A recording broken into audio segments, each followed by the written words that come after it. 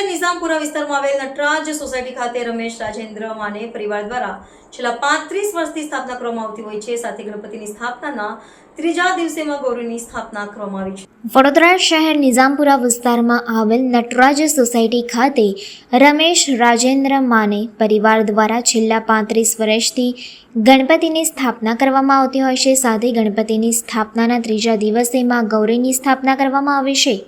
વડોદરા શહેરમાં મહારાષ્ટ્રીયન ફેમિલી દ્વારા ગણપતિ આગમનના ત્રીજા દિવસે માં ગૌરીનું આગમન થાય છે।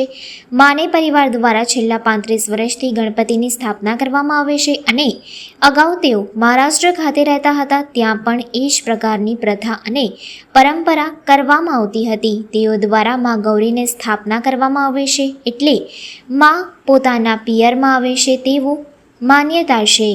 માં ગૌરીની સ્થાપના નિમિત્તે મહારાષ્ટ્ર પરિવાર દ્વારા ધામધૂમથી સ્વાગત કરવામાં આવે છે અને સૌભાગ્યવતી બહેનો દ્વારા માં ગૌરીની પૂજા કરવામાં આવે છે।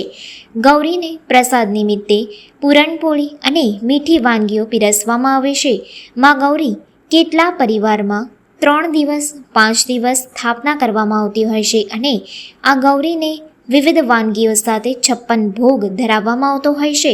વધુમાં રેશમાબેન માને એ શું જણાવ્યું આવો સાંભળીએ। અહીંયા બરોડામાં જ રહીએ છીએ। પહેલા અમે સાતારામાં રહેતા હતા, હવે બરોડામાં અમે 25 વર્ષથી ગણપતિની સ્થાપના કરીએ છીએ। એની સાથે મહાગૌરીની પણ સ્થાપના થાય છે અને મહાગૌરીનું આગમન એટલે કે એ 3 દિવસ માટે આવે છે। 3 દિવસ રહે છે। એમાં પહેલે દિવસ આવે છે એકદમ ઉત્સાહથી, એ દિવસે એમને મેથીની ભાજી ને ભાખરી, બાજરીની ભાખરીનું એમનું જમણ હોય છે। બીજે દિવસે એમને 56 ભોગ હોય છે, એમાં બધા જ પ્રકારના સબ્જી હોય છે અને શાકભાજી હોય છે, મીઠાઈ હોય છે, ફરસાણ હોય છે અને એ દિવસે મસ્ત એ દિવસે જાગરણ વગેરે થાય છે। ત્રીજે દિવસે એમનું જવાનું હોય છે, ત્યારે એ લોકો દહીં ભાત ખાઈને જાય છે અને બહુ જ ઉત્સાહથી ગણપતિ ઉત્સવ મનાવવા માટે આવે છે।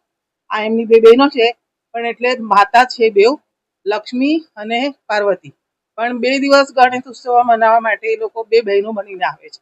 કારણ માતા ઉત્સવ મનાઈ નથી શકતા એટલે 2 દિવસ બહેનો બનીને આવે છે અને ગણપતિ ઉત્સવ મસ્ત ઉજવે છે અને ઘણા લોકોને 7 દિવસે ગૌરી ગણપતિનો વિસર્જન હોય છે। અમારી ત્યાં 10 દિવસ હોય છે અને અમારા ગણપતિની બધાને એટલી શ્રદ્ધા છે।